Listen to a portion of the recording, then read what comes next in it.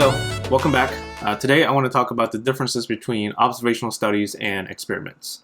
So this is something you might have heard about in the news when they're talking about deciding whether a medicine or vaccine works, right? You might have heard the terms observational studies and experiments. So let me first read the first sentence in these examples here.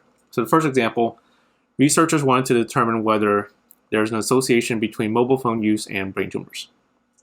The second one, researchers examined whether chronic exposure to radio frequency radiation at two common cell phone signals, 835.62 megahertz, a frequency used by analog cell phones, and 847.74 megahertz, a frequency used by digital cell phones, caused brain tumors in rats. Both of these examples are asking similar questions.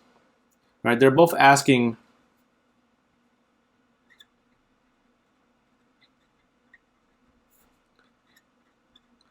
does something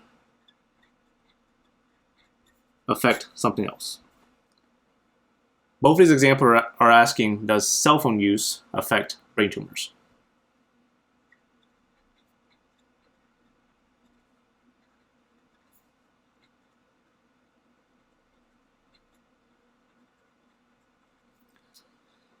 The first blank is usually called the treatment variable.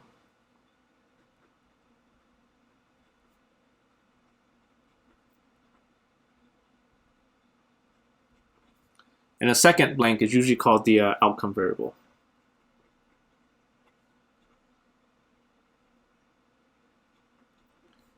So we're asking, does the treatment variable affect the outcome variable? One of these is an observational study, and the other one is an experiment. So what's the difference? In an experiment, you, the researcher, controls who gets the treatment and who doesn't.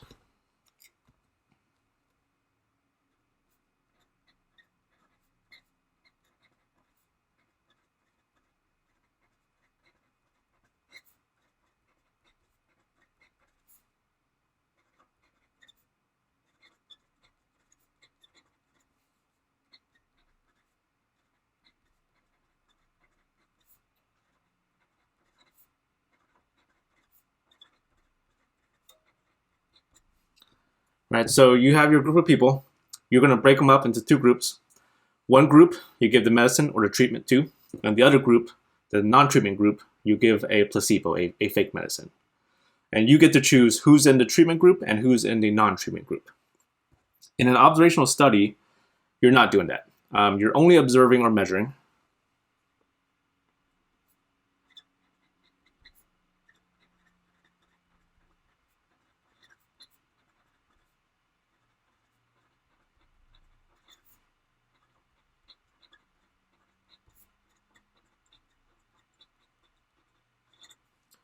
Without controlling who gets the treatment and who doesn't.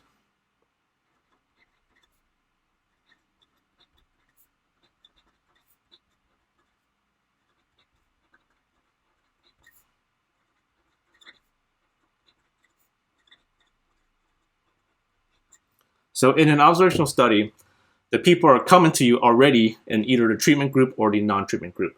Right? You're not deciding who gets the treatment and who doesn't. All right, so let's go back to the front page and decide whether the examples were experiments or observational study.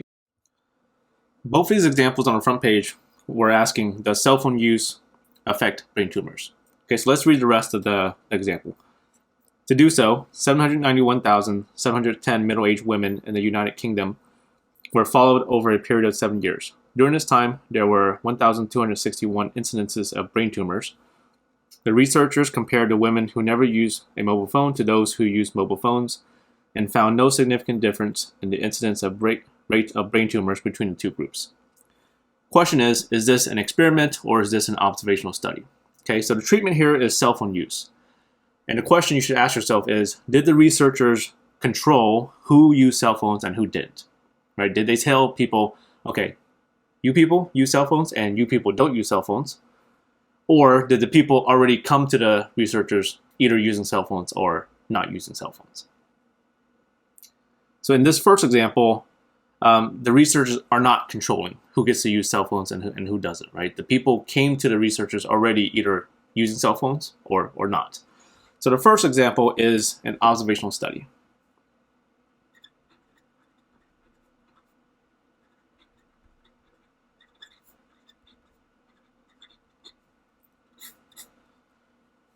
The second example, which is asking same question. To do so, the researchers divided 480 rats into 3 groups. The rats in group 1 were exposed to the analog cell phone frequency. The rats in group 2 were exposed to the digital frequency. The rats in group 3 received no radiation. Okay, and then the rest. So the second example here, the researchers are breaking up the rats into 3 groups and then deciding which group got the cell phone frequency and which group didn't. So the second example is an experiment.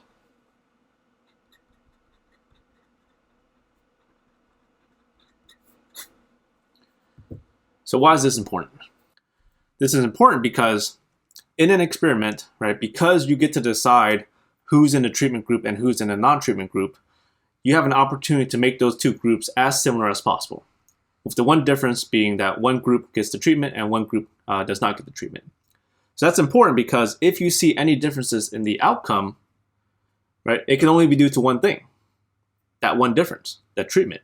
So in an experiment, you can conclude that the treatment is causing the difference in the outcome.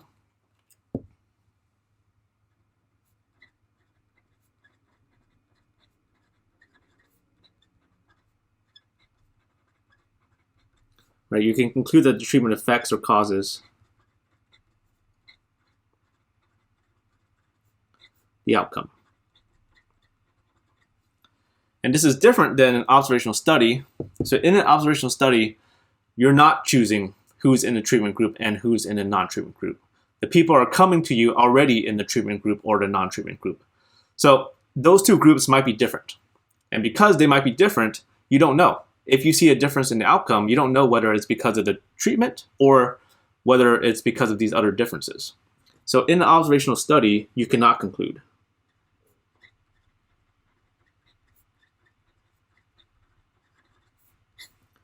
That the treatment affects the outcome.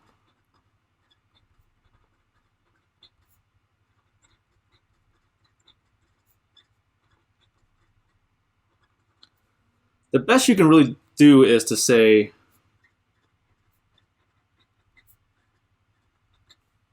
that the treatment is associated with or is related to the outcome.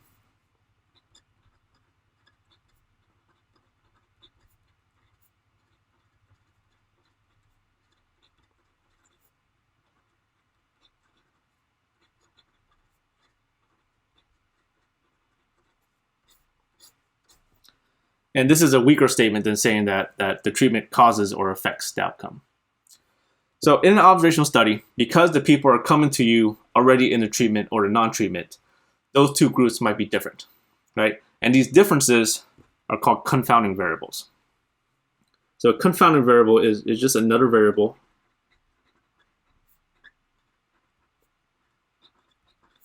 other than the treatment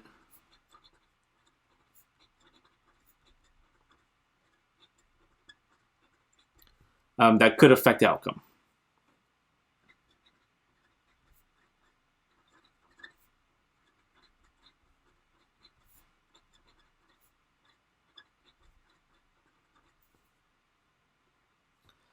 And as I said, these differences is something that you have to live with if you're doing an observational study. So confounding variables often occur in observational studies.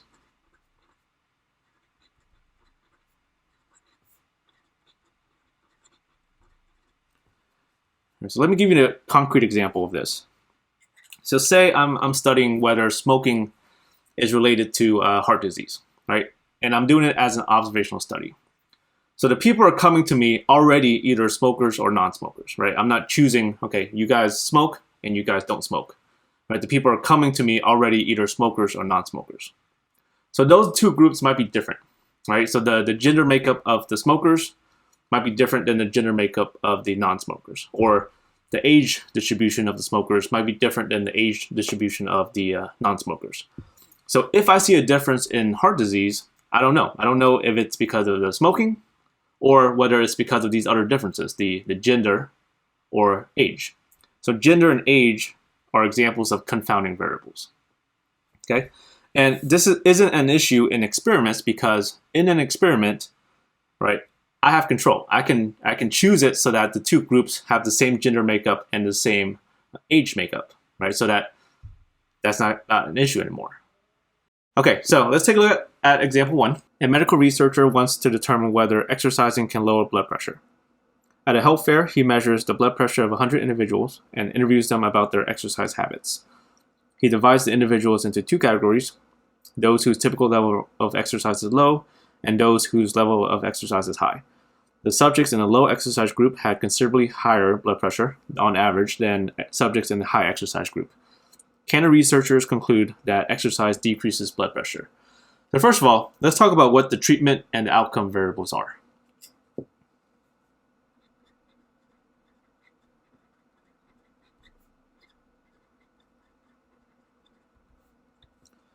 So what question are these researchers trying to answer? Does blank affect blank? Does exercising lower blood pressure, right? So does the level of exercise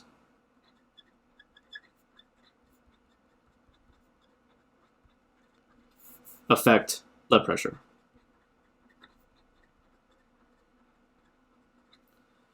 And the first thing we need to talk about is this an experiment or is this an observational study? So the question you should ask yourself is, did the researchers control who did low exercise and who did high exercise? So did they tell people, okay, you guys do low exercise and you guys do high level of exercise? No, right? So in this case, the people came to the researchers already in either the low exercise group or the high exercise group. So this would be an observational study.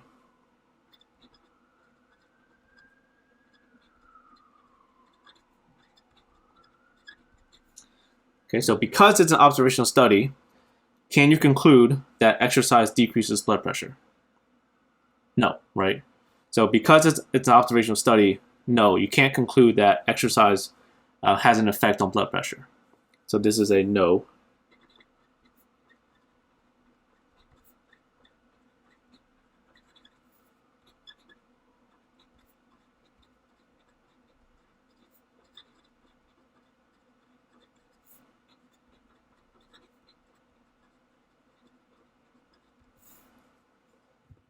Example 2. A medical researcher wants to determine whether exercising can lower blood pressure.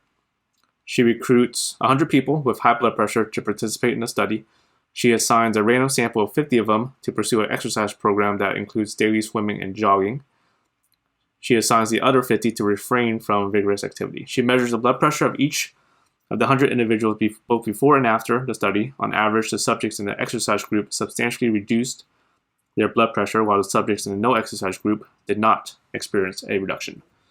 Are the researchers justified in concluding that exercise decreases blood pressure? So what's the treatment here and what's the outcome?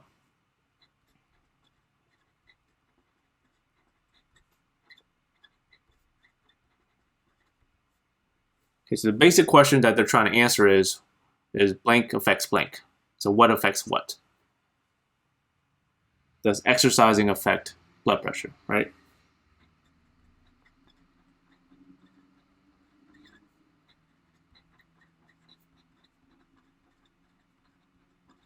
Right, so really the same treatment and same outcome as example 1, right? So exercising and blood pressure. Is this a experiment or is this a observational study? Okay, so question you should ask is, did the researchers decide who exercised and who didn't? Yeah, so here, yes. Right, so here she assigned 50 of them to swim and jog, and the other 50 to not do any vigorous exercise. Right, so they are deciding who is exercising and who is not. So this would be an experiment.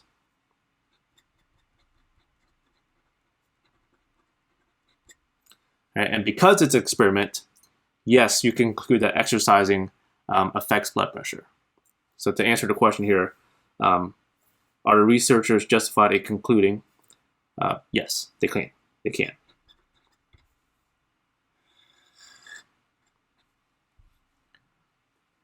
Example 3. An agricultural scientist wants to determine the effect of fertilizer type on the yield of tomatoes. There are 4 types of fertilizer under consideration. She plants tomatoes on 4 plots of land. Each plot is treated identically except for receiving a different fertilizer. The yield differs substantially among the 4 plots. Can the scientists conclude that the differences in yield are due to the differences in fertilizer? Okay, what's the treatment and what is the outcome here?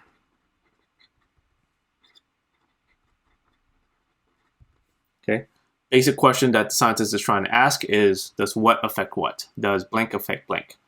Does the fertilizer type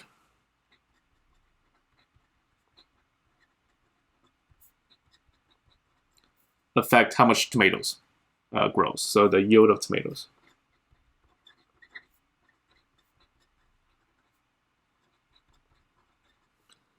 Okay, question is this an experiment or is this an observational study? So did the scientists decide which tomatoes got which fertilizer type? Yes, right. So there's 4 plots of land, and then she decided which fertilizer each plot got. So she decided which fertilizer the tomatoes got. So this is a experiment.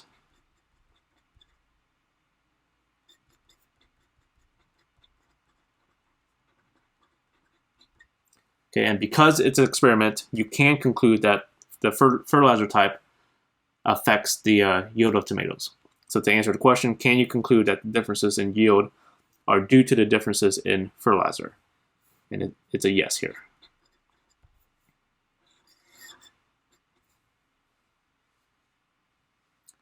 Example 4, in a study of people who suffered heart attacks, it was found that those who lived in smaller houses were more likely to recover than those who lived in larger houses. Does living in a smaller house increase the likelihood of recovery from a heart attack? Okay, what's the treatment here and what's the outcome?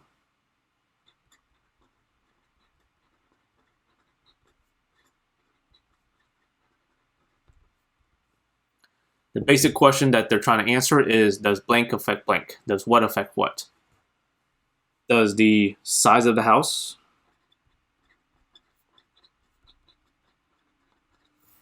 affect the likelihood of recovery?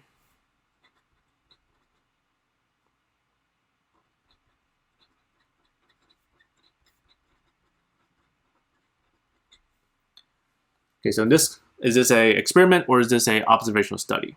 So did the researchers decide which houses, the size of the house that these people live in? No. All right, so the people came to the researchers already either living in a small house or a big house. So the researchers here did not decide who lived in what house. All right, so this would be an observational study.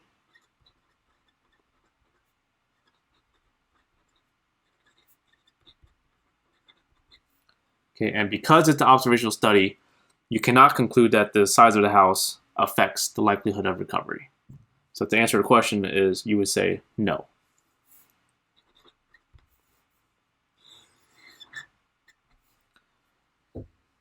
So it seems like experiments are better than observational studies, right? Because in an experiment, you can conclude that the treatment affects the outcome or the treatment causes the outcome. Whereas in an observational study, you can't. So should you always do an experiment? Well, the answer is complicated. Let's go back to that example of whether smoking affects heart disease. What would an experiment look like in that case? Well, an experiment would be, I would take a group of people, divide them up into 2 groups, and then I would tell one group to smoke for the next 5 years, and the other group to not smoke for the next 5 years. What's the issue with that? But the issue is, if smoking is in fact harmful, then I can't just force a group of people to smoke for 5 years, right? It's unethical for me to do that. So in that case, I would probably have to do a observational study. Same thing with example 4 here, right? With the size of houses. I can't really force people to live in a small house and then another group of people to live in a large house, right? I don't have access to houses to put people in. So in this case, I would probably have to do an observational study also. So if you have a choice between observational study and experiment, you should choose experiment. But you can't always do an experiment, right? Either for ethical reasons or there's no good way to set that up. And sometimes you do have to do an observational study. Okay, so let's talk about the different types of observational studies. So these all have to do with when you collect data.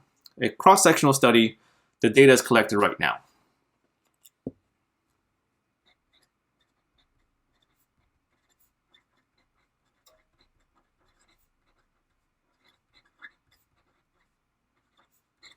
in the present.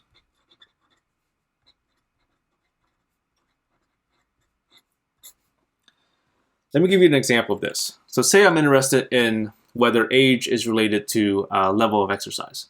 So what I would do here is I would get some people who are under 18, some people from 18 to 25, some people from 25 to 35, some people from 35 to 50, some people from 50 to 65, and then some people who are over 65. And then I would ask them all what their exercise habits are, right? So I'm collecting data on across these age groups all at once right now, okay? All at the same time. So that's an example of a cross-sectional study. A prospective study, the data is collected in the future.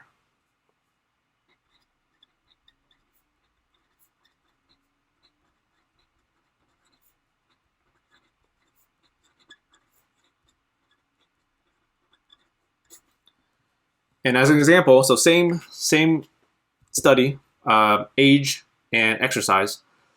What I would do for a prospective study is I would start with a group of people who are under 18, like young people. And then I would follow them as they age, right? So I would follow them into their 20s and then ask them about their exercise habits. Follow them into their 30s and then ask them about their exercise habits. And then follow them into their retirement and ask them about their exercise habits, right? That's a prospective study. A retrospective study, you're collecting data about the past.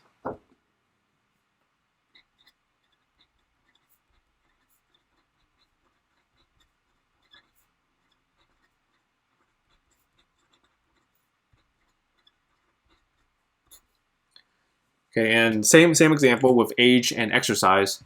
For a retrospective, I would start with, say, people in their retirement, so people who are over 65. And then I would ask them about their exercise habits in their past. So I would say, okay, in high school, what was your exercise habits like? And then in college, what was your exercise habits like? And then in your 30s, what were your exercise habits? Okay, so those are the three main types of observational studies. Let's take a look at some examples. So part A. Samples of subjects with and without heart disease were selected. Then researchers looked back in time to determine whether they took aspirin on a regular basis. So the thing that jumps out to me here is look back in time. Right, so you have some people and you're asking about in the past, did you take aspirin or not? So this would be retrospective.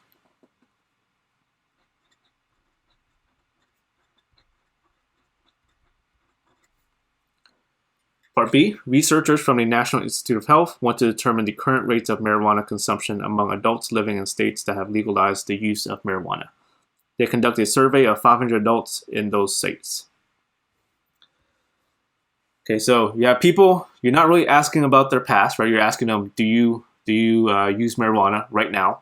You're not following them into their future. So this would be all right now in the present, cross-sectional.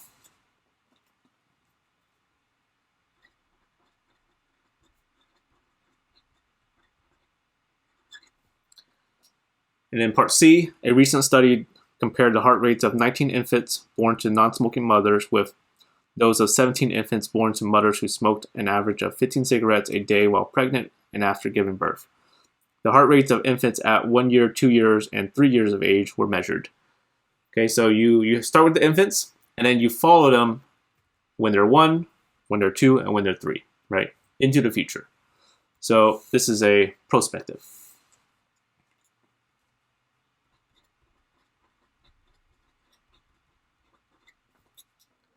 Okay, so let me talk very briefly about section 1.4. Okay, so remember, we want to know about the population. So say I want to know the mean of the population.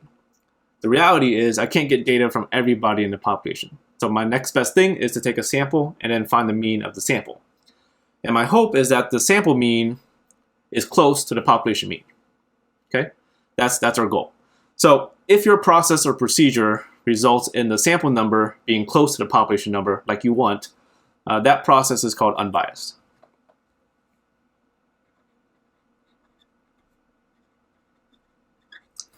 That's what you want. Now, if your process or procedure results in the sample number being way off compared to the population number, that process or procedure is called biased. And what we have here is just a list of ways that you can be biased. So these are all things you should not do, right? Because it'll lead to a sample number that's way off compared to the population number. So some of these we talked about already. So voluntary response samples, response bias, comes from a voluntary response sample. So this is, remember, a situation where you set up like a website, like a review website, and then people choose to go to the website and then write a review. And we said the problem with this is that the people who choose to go to these websites and write a review are often people who are either super happy or super pissed off. So you don't get a good representation of the full population that way. And then just read through the rest of these and don't do these things. So I think that's all I have for you today. Have a good day. I'll see you in the next video.